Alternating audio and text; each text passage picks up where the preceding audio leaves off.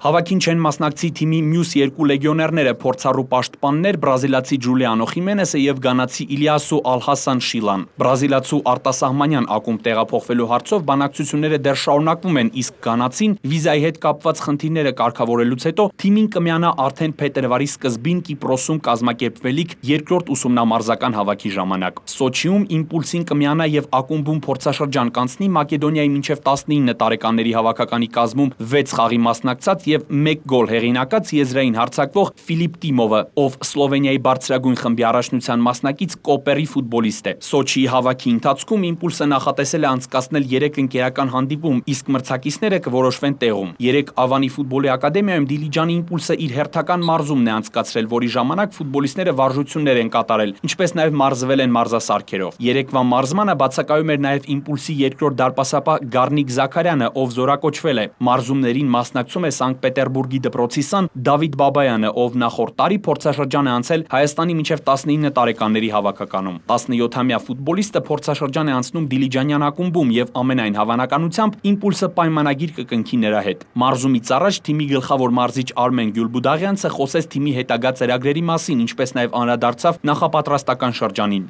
Դեկտեմբերի 23-ից սկսել ենք մարզումները Ավանի ակադեմիայում մինչև դեկտեմբերի 30-ը։ Հետո նոր տարվա կապակցությամբ արձակուրդ տվեցինք մինչև դեկտեմբերի 6-ը, հունվարի 6-ից մինչև հունվարի 14-ը մարզումները նորից շարունակելու ենք Ավանի ակադեմիայում, իսկ ամսի 15-ին մեկնելու ենք երկուշաբաթյա հավաքի Սոչի քաղաք։ Այո, նախատեսել ենք 3 ստուգողական խաղեր, բայց չգիտենք դեռ որ թիմերի հետ ենք խաղալու, այնտեղ կպարզենք։ Մինչև մարտի 10-ը նախատեսել ենք 3 հավաք, մեկը կլինի Սոչիում, որ ասացի, մյուսը կլինի Կիպրոսում, այն մյուսը դեռ չի որոշվել, որ երկրում կանցկացնենք։ Մինչև մարտի 10-ը կլինենք այդ հավաքների մեջ, իսկ մարտի 10-ից արդեն Երևանում կպատրաստվենք Գավաթի կիսաեզրափակիչ առաջի խաղին։ Ունենք վնասվածքներ, ուժվում անցյալ տարվանից մեր Կակոսյանը, փոքր վնասվածք ուներ մեր Նարեկ Դավթյանը, բայց նրանք մասնակցելու են այս հավաքին։ Մեզ միանալու է Մակեդոնիայի 19 տարեկաների հավաքանի